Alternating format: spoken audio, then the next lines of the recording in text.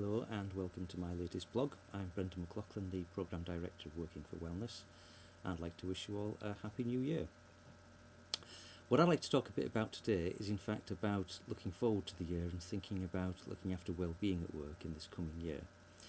In 2008, the Government Office for Science produced the Foresight Report on mental capital and well-being, and here's an example of its particular piece on well-being at work.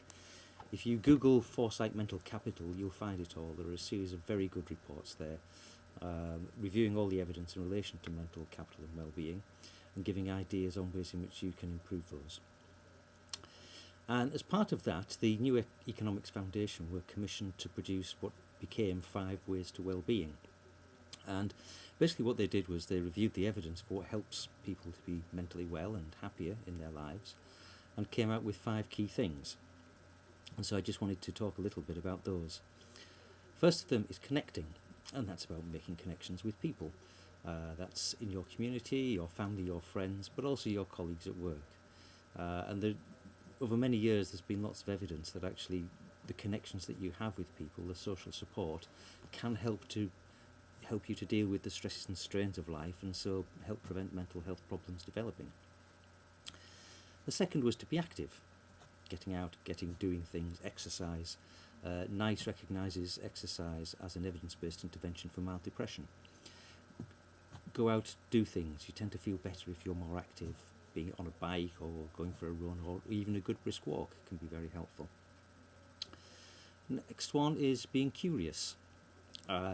Take notice of the world around you. When you go out, don't bury your head and think about your work and keep your head down, but look up, notice the people, the places, the things.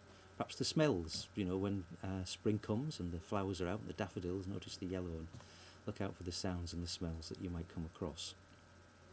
Kind of linked to that, but moving on, is also to learn. Learning more helps to improve your mental well-being and your mental health, as well as to keep you connected and keep your brain active. And there's lots of evidence. You hear the phrase lifelong learning. Well, actually there is good evidence to say that if you keep learning throughout your life, that does help you. So that's another thing to be recommended. And then finally, to give. This links in a little bit with the connecting and so on, but if you give to people, you actually feel better yourself. And again, there is good evidence that if you give, you receive more, and the more you give, the more you receive, and other people give and receive, and so on. And that does help to build up that capital in local populations.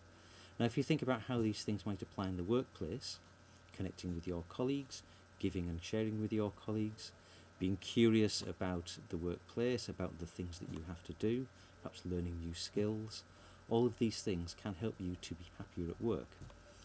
And so I would recommend, as I say, if you go to the New Economics Foundation website, you can find their 5 Ways to Wellbeing there, but also do look at the Foresight report.